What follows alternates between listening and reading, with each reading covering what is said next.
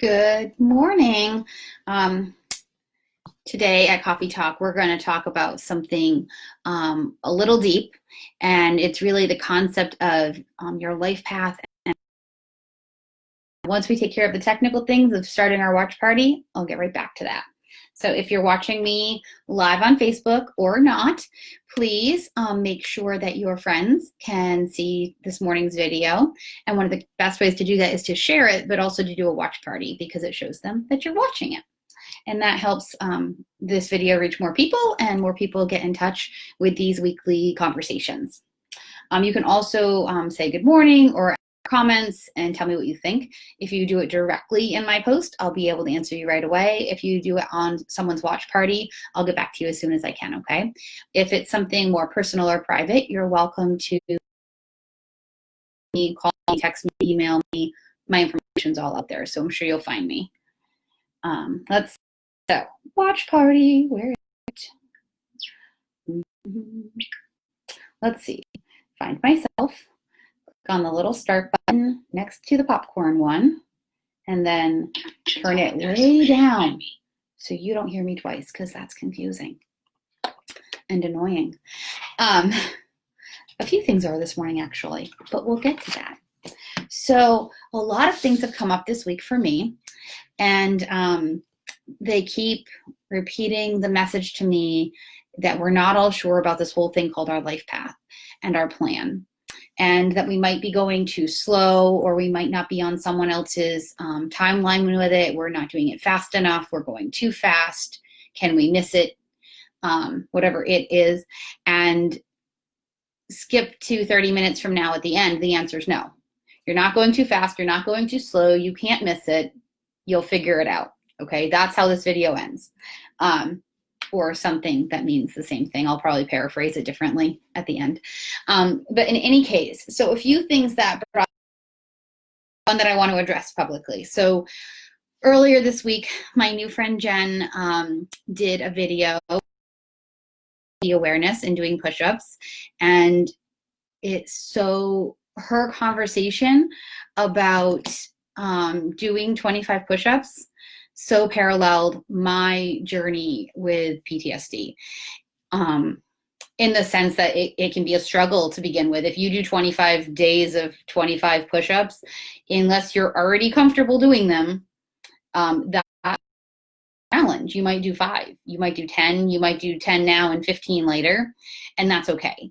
And as she talked through this experience related to the physical activity, I felt like it was so similar to my personal journey, because in the beginning, I didn't even want to acknowledge that I needed to do 25 push-ups, right? I didn't even want to say, yeah, that's the PTSD label that's going to go on my forehead.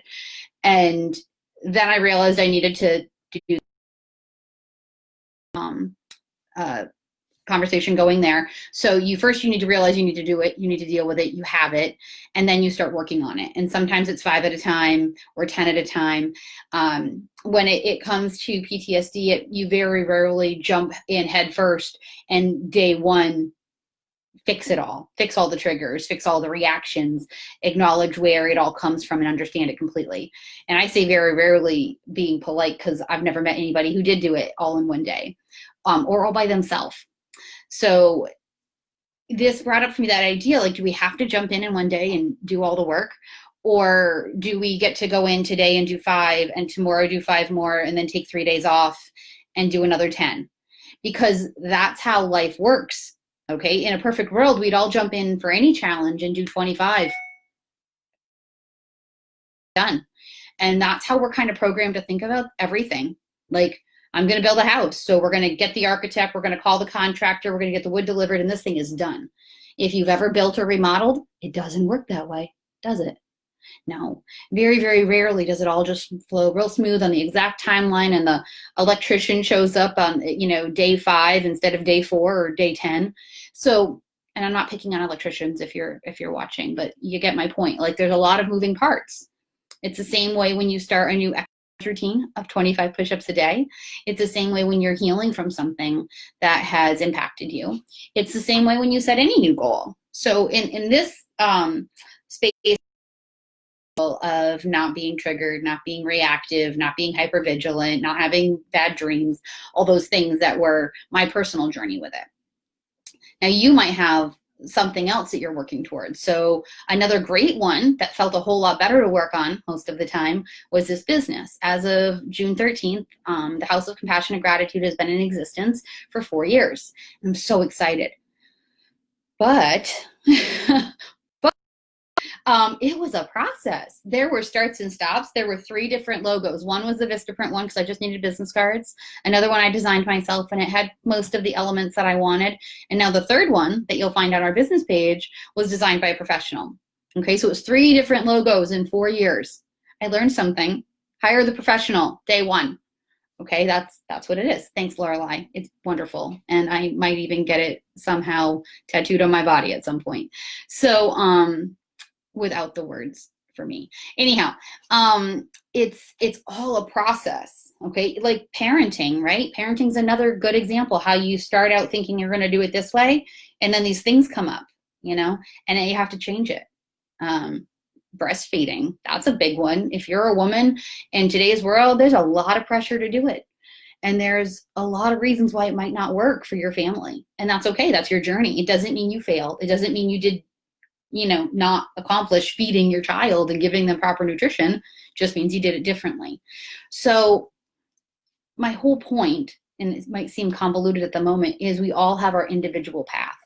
And I want you to feel encouraged and empowered to take the little steps that you need to take to make the progress, okay? Because some days it's standing still. Some days something comes out of left field. My Monday was not what I planned this week at all, okay? I planned to be preparing for this conversation with you. I planned on getting some Zoom meetings uploaded and listed and all that stuff. That didn't happen.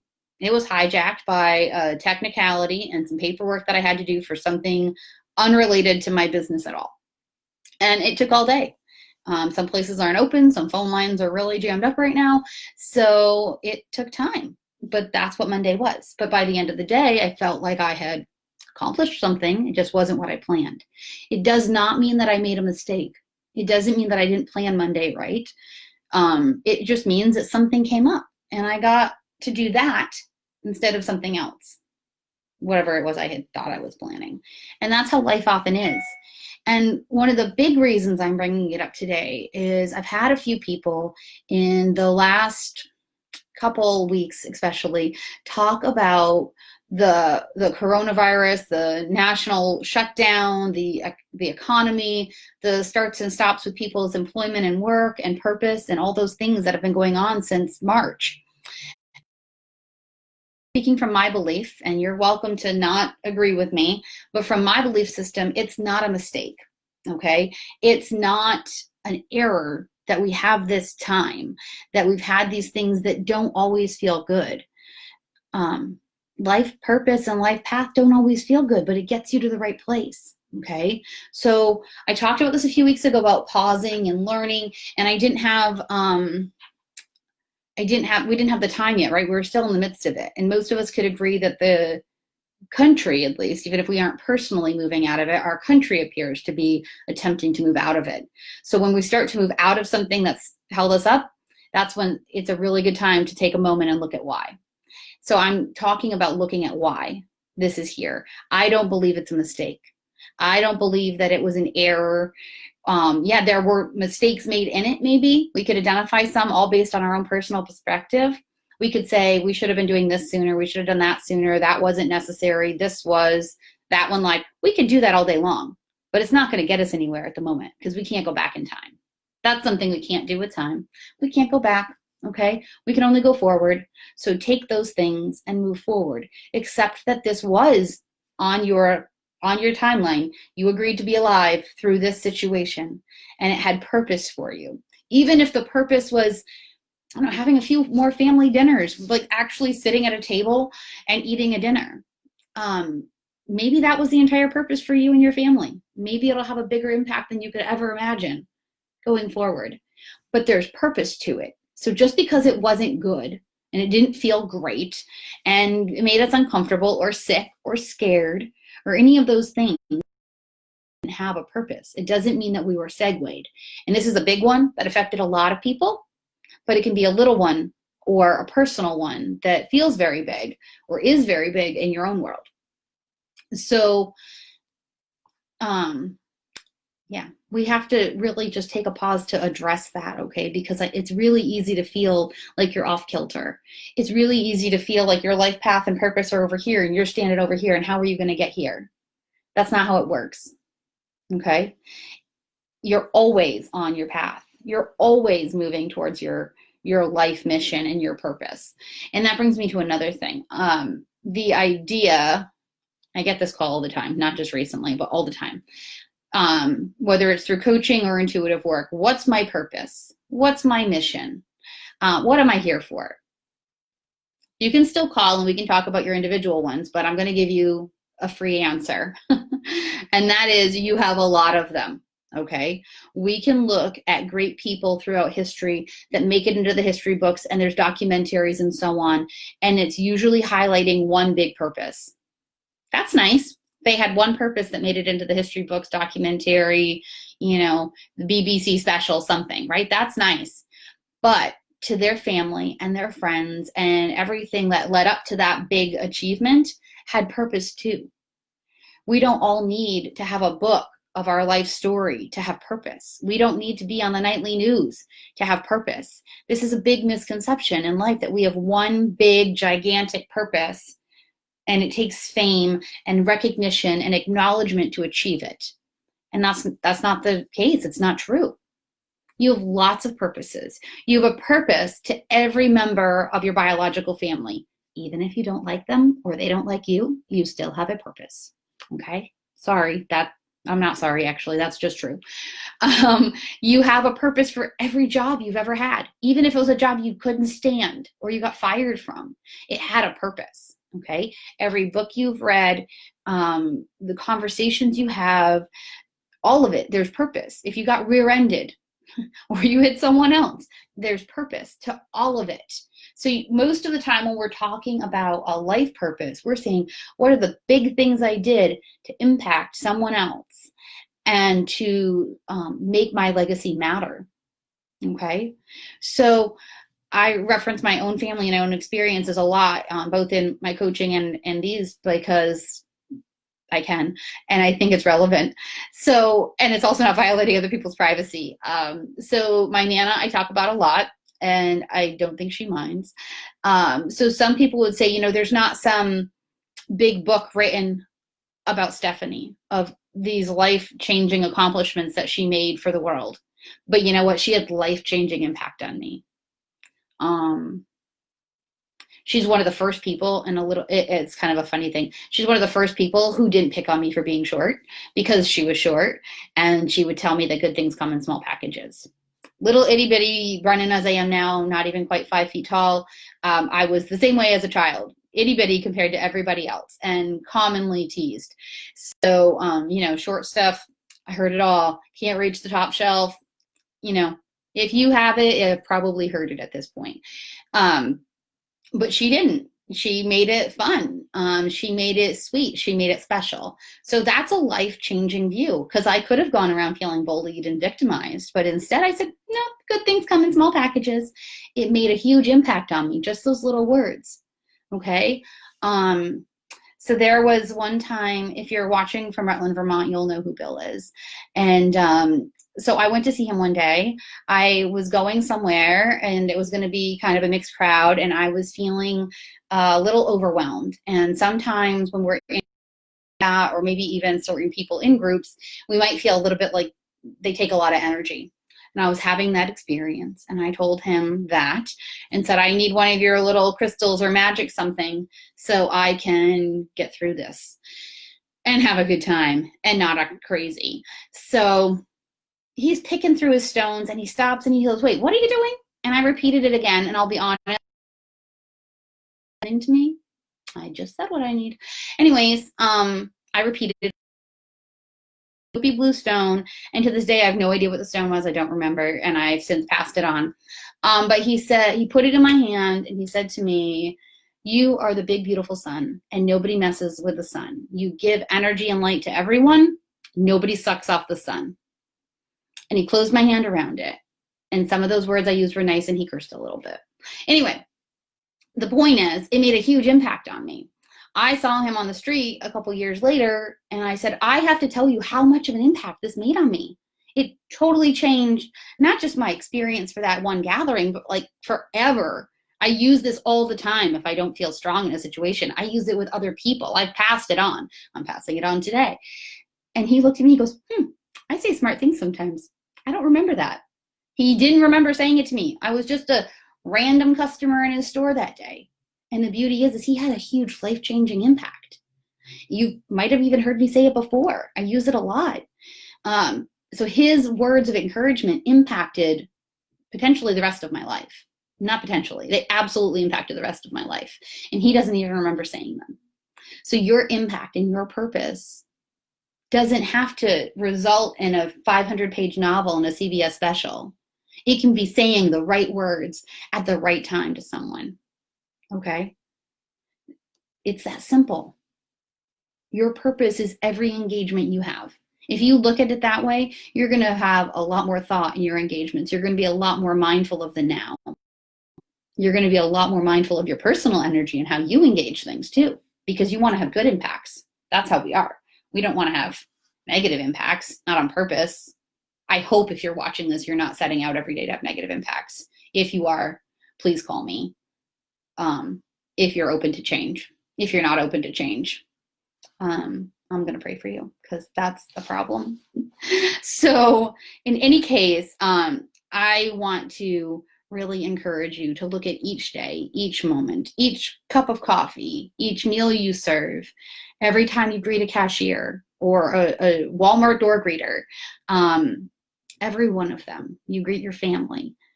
It has purpose, every one of them. And you're never, ever off your path. Even the stuff that feels like you're spinning out of control, it's on your path. And sometimes we're taken to places that are really uncomfortable to change our life or to prepare us to help others change theirs. Oh, that makes me a little emotional. I'm going to have to sit with that one a little. But it's true.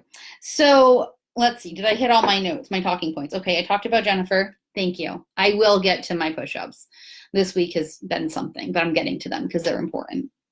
Let's see. We talked about being off your path. You're never off your path. Bad stuff. I dipped into bad stuff. Bad stuff is, the bad stuff on our path is probably more than a Facebook Live video for you. So join a class at some point that talks about tough karma, or give me a call and we can work on yours. The journey and moving forward. So as a fundamental principle, obviously we don't go back in time. So we can stand still or we can move forward. And I encourage you every day to look at ways you can move forward and think about how what you're doing now moves you forward in a positive way towards those goals and those purposes and that legacy that you want to make and leave in this world. I think I said it earlier, but you never miss something if it's supposed to be for you, okay? I was supposed to be doing exactly what I am, and I absolutely thought at one point that I had started too late, and that's why I was a little bumpy in the beginning. It wasn't too late. I might have metaphorically taken a detour, or maybe there's choices I could have made earlier through free will that would have moved it along a little faster. But I'm still where I'm supposed to be when I'm supposed to be there. And all of my meditation, my connections, my signs, my faith itself tell me that I'm in exactly the place I'm supposed to be in right now. Even if sometimes I wish I was a little farther along. And I'm saying I, and I hope that you can look at yourself and say I as well when you think about these statements, and use that as encouragement to keep going and to move forward, or to get help if you need it.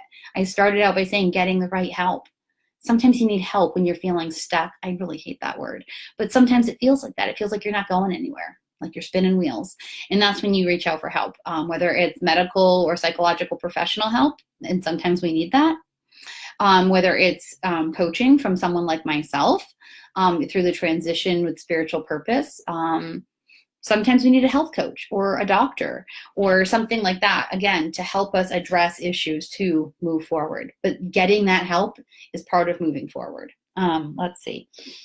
So we never miss it. We're always redirected when we need to be. Oh, and if you'd like to learn more about your life path and your purpose and what all that means. I'm going to be doing a free Zoom meeting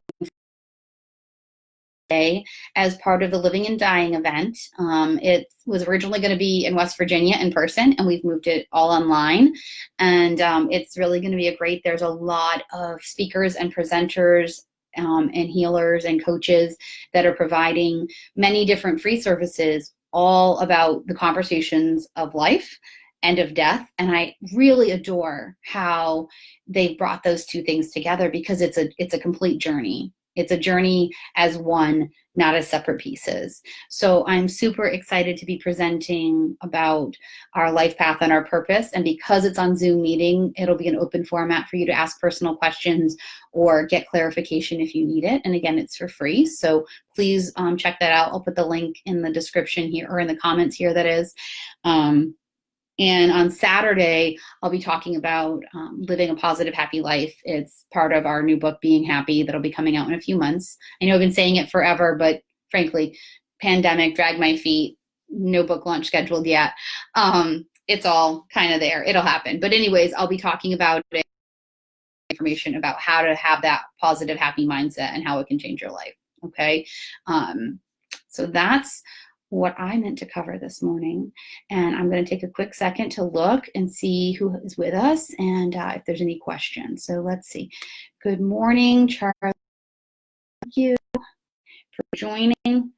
Oh, thank you, Stephanie, on my watch party. She said she loves this. That's great. Let's see. Oh, Johnny joined for a second. Johnny is one of my favorite astrologers, traveling around.